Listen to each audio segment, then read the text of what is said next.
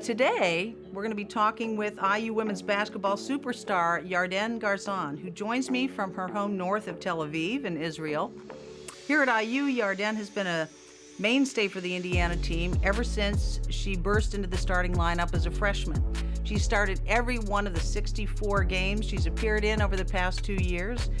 And in any given game, fans can expect her to play an average of 29 minutes, score about 12 points, snag 5 rebounds. She shoots 45% overall and makes 44% of her shots from three-point range. Oh, and she also hits 75% of her free throws. But Yarden, today we're going to talk a little bit more about you as a person, both, off the basketball court and on. And I wanted to say, you're a Jewish girl from Israel coming to a small town in southern Indiana, and you've made that look incredibly easy to all the rest of us.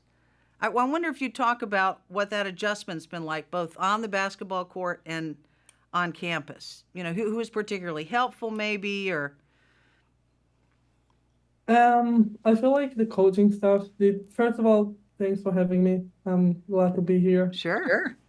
Um, I think the coaches and all the staff did amazing job of like make me adjust to everything really quickly. My teammates did amazing job, although the language barrier and the different culture and different food and like from the most like simple things to like everything to where I live, the people, Mm-hmm. they made it much easier than I thought it's gonna be. So they took me and showed me like where I can eat and they try to understand where I'm coming from, which helped a lot. So they understood me better, so I could get along with them better for start. Mm-hmm. They try to explain me everything a little bit like um, slower sometimes because I didn't understand when people talk so fast to me. So they try to talk a little bit slower Mm-hmm. or like directly to me so I can like get it better. Mm-hmm. Yeah, visually, and I like seeing stuff on the floor too. So they made it a little bit easier for me when they showed me what to do Mm-hmm. instead of just talking about it. Yeah. Which, More of a visual learner. yeah. Yeah. Um, so yeah, I think basketball is basketball. So and I think they saw that once I'm on the court, it's any like anywhere else on the planet. It doesn't matter. The ball is the same ball, the basket is the same basket.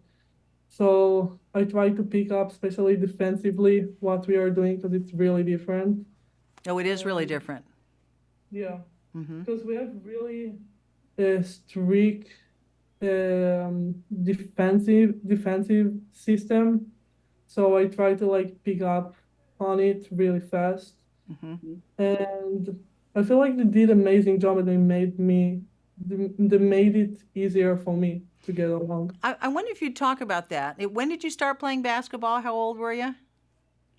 Um, Somewhere like 6, 7. So, how is development, if you're a little girl in Israel, how is basketball development different there than it is here in Indiana or in the States? I mean, you said basketball's basketball, but then you said, boy, the defensive system's really different. So, Yeah. so how is it developing over there as compared to over here?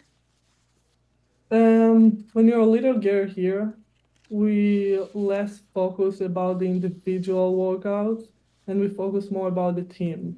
So since I'm like 6 or 7, we really focused about the team and the league is long, like kind of like pro, a little bit shorter, Mm-hmm. but it starts on October and we finish it on May or June. And we have a game every week.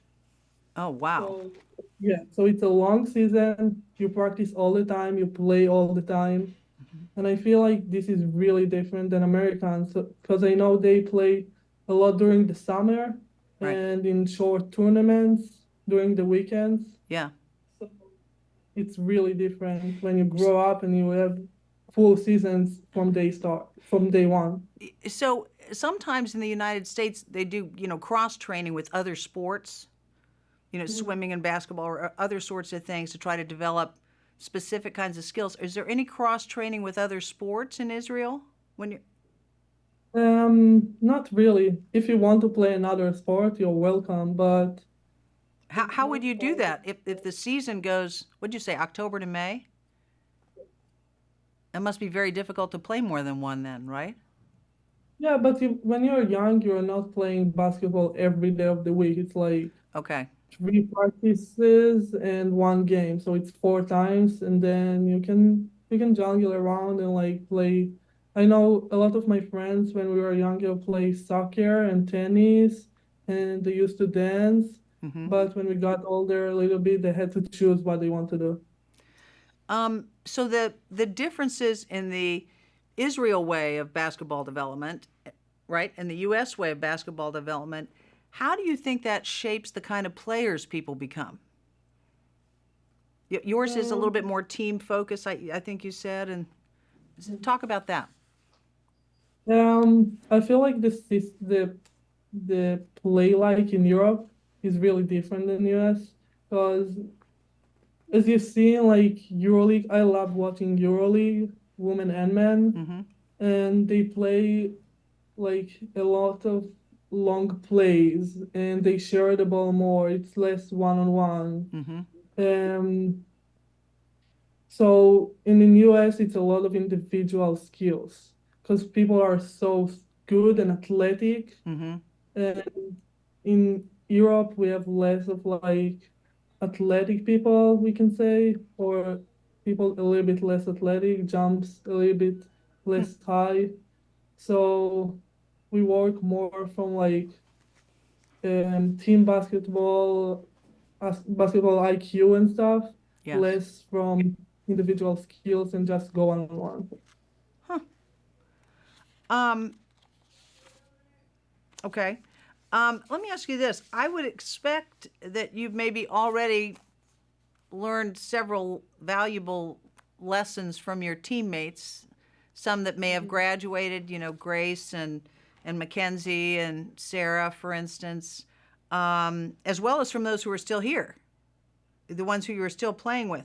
Can you talk about, you've got the cultural sort of transition over to here, but can you talk about those lessons, how they've already impacted how you play and maybe how you're developing as a person?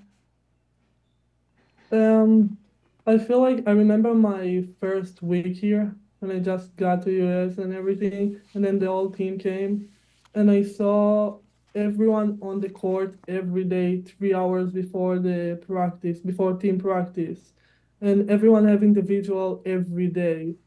And then I started, and I never did it before. I had individuals, but not every day Yeah. and consistency is consistent. And I feel that this is made me understand what I need to put in to to make it to where I want to. And the work ethic of everyone on the team Mm-hmm. just so incredible. Mm-hmm. And as a team, and I feel that makes me understand what I need to do to achieve my goals in basketball and life.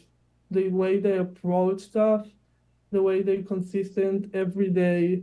There are no days off, no days that you don't want to do something. You have to be 100% every day. And I feel like this is something I learned a lot the last 2 years. Boy, that's a big one. Consistent and deliberate, right? The sustained kind of effort. Um, do you feel like you have any additional sort of lesson that you might bring bring to the team here? You've got new people who are joining the team. It's a new kind of a group. You've got some sustaining though. Um, any life lessons that you've got you think are worth sharing with them? Um, I feel like our chemistry will be a big one next year. Mm-hmm. This year, our chemistry was amazing, Yeah. and I feel like it's something that we really want to continue to have next year. And maybe my first year, we had it like naturally, if I can say. But next last year it was like really on the next level of like we know every single one what she likes to do, how she likes to play, where she wants to be on and off the court. And I feel like it made us better as teammates. Mm-hmm. And our program culture of working hard, I feel like they will get into it and they will be great at it, and their work ethic is already great.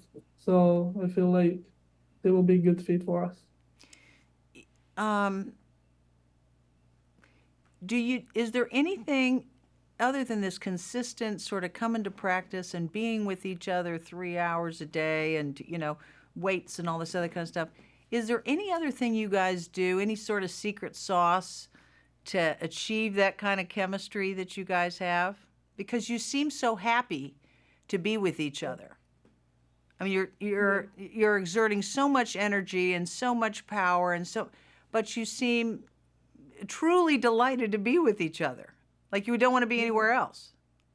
Yeah, that's true. And I'm glad you can see it on the court. Um, I feel like just like the coaches did amazing job of choosing the right people for this program. Okay. Honestly, we never got like someone who we didn't get along with.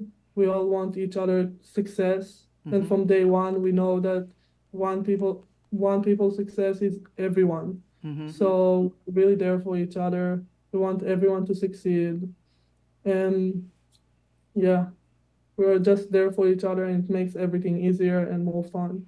But there's not a specific, other than this really intentional sort of pact you have to make sure everybody is successful as they can be. Anything else on this chemistry question? Mm, I don't know. I never thought about it more than that. I feel like it Okay. comes so natural. It came so natural the last 2 years. So Well, yeah. let's hope it keeps cooking. Shifting gears a little bit because this is a little bit in the news. There were several years ago in the United States, there was a lot of controversy over whether elite athletes should have the responsibility of being role models for kids. In fact, Charles Barkley said no, the responsibility for raising good kids is the parents. They're the ones that should be setting the example, not the athletes. Do you think college and professional women's basketball players should consider being a role model as part of their job description? I do feel like that. We Tell me have about that. such a big impact on the society, on little girls, on little boys, and I feel like, especially in this world, we want to give little kids good example of accepting each other, of being competitive, want to win, but also know how to lose and be respectful. I do feel like we have a big role in society. It doesn't matter if you're man, woman, swimmer, basketball player, soccer player, football player. Hmm. You have, if even one little girl or one little boy watching you, you have to give them your best and to be the best person you can be so they can look up to you. That's how I feel about it. I think that's a terrific way to think about it. As a program, do you think that the IU women's team it really intentionally tries to go out and present a particular identity to the community to be role models to kids? Yeah, I definitely think like that. I know coach, it's really important for Coach Moran Hmm. for us to be role models, to know what is right and what is wrong, and show it to the community how you should be. Uh, Show them how great is our sport, what they can achieve if they will work hard enough, and if they will be consistent, they can achieve everything they want. Do, Yeah, I feel like we all trying to do it every day. Do you have organized sort of things that you guys do in the community as individuals or as, groups of players? I'm doing some stuff here in Israel Oh, neat. because it's a little bit uh, different for me to do it in US. Sure. But Tell yeah, tell me about and what you're I'm doing. Tell me about what you're doing. here I'm going to a lot of um around 10, 8 to 10, 12 years old basketball camps, and just like sit and talk with with the kids, play with them a little bit, and tell them my story. I love to hear little girls that saying, "Yeah, I will go try basketball now. I will go try soccer now," because I know that a lot of girls don't want to go to play sports because it's manly or stuff like that. Yeah. So if I can impact a girl that she will say, "Yeah, I want to try it. I don't. I just want to have fun. I can have fun." So I love to hear that. Um, yeah, I'm trying to do it as much as I can. The lifestyle of an elite athlete, of a collegiate athlete, is awfully busy, of course. Um, and I think a lot of times little girls say, you just said a second ago, maybe that seems too masculine or those kinds of things. Um, but there are lots of other great benefits for it. I wonder, though, if you could walk us through a typical day during basketball season for you, from the moment you wake up to the moment your head hits the pillow. Um, what's that like? How do you balance all the academics and training and appearances and personal time? So just walk us through. Well, during season, you don't have a lot of personal time. Well, I would imagine, yeah. What time do you wake Uh, up? around 8, around 8, Okay. something like that. It depends when my class start. Usually it's kind of early. It's around 9, 9:30. Mhm. I'm going to class if I have 1 to 3, something like that. So let's have 2 classes a day. So I start at 9, finish at 12 at noon, something like that. Going to eat lunch real quick, going straight to the gym. Team practice starts at 2, 2:30. Where I'm going to through my individual, going to the training room, um, trying to get ready for practice as much as I can. Then team practice is usually first we have film, of Mm-hmm. course, Yep. team film, around 40 minutes to an hour, and then practice around 2 hours, depends the day.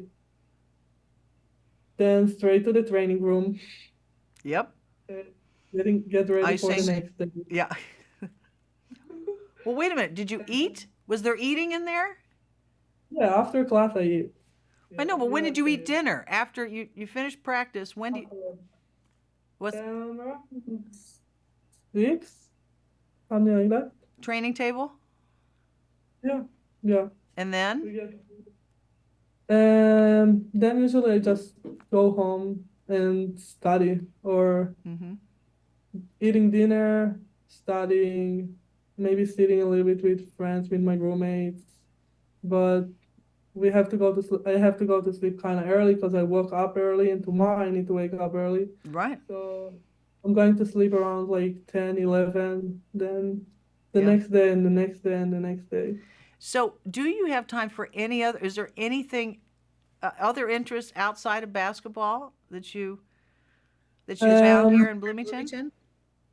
Usually when I'm driving around, I'm on the phone. Like I'm always on the phone with Yeah. my family, with friends, because this Just is the chit only time I chatting. have to with them. So I'm waking up when I'm on my way to class, I'm talking with someone. I'm on the way to the gym, I'm talking with someone. I'm Okay. going back, talking with someone. So yeah, this is usually So my time on. connecting with people some way. Okay. Yeah. In the last two seasons, of course, there's been more excitement around the IU women's basketball team than there has been in years, of course. And you've been a big part of that with the Big Ten championship and the outright championship and so forth in 2024, and then playing deep into the NCAA tournament this year before South Carolina before South Carolina took us out of it. Um, Many of those late round games got higher attendance and higher TV ratings and higher fan stuff than men's games. What do you think the factors are that are driving all this huge excitement and fan interest in women's college basketball? I I mean, feel like we got the attention. well, how? I mean, what do you? We have a great player. I feel like players started to show their personality more than they used to. Okay. They went out with social media and they really showed the people who they are. And I feel like it's a big part of it. I feel like I wasn't there before in the US, Mm-hmm. but it felt like when I came, it felt like something just woke up and everyone just starts to know about everything. So I don't know what changed, but I feel like we have generational talents right now in women sports. Um, People love them. People want to engage with them. They see how good we are, how much effort we put in it, Mm-hmm. how competitive it is. Mm-hmm. Um, yeah, I wasn't there before, so it's hard to explain it from before, but I feel like people saw how competitive it is and they started to know individual players. Yeah.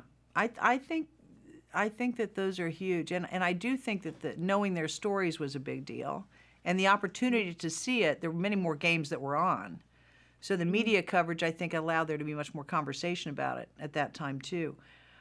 As you reflect on the team's success, what do you think are the most important steps for IU to take so it can kind of solidify its position as an elite program um, in collegiate women's basketball, so it can maintain that legacy of success?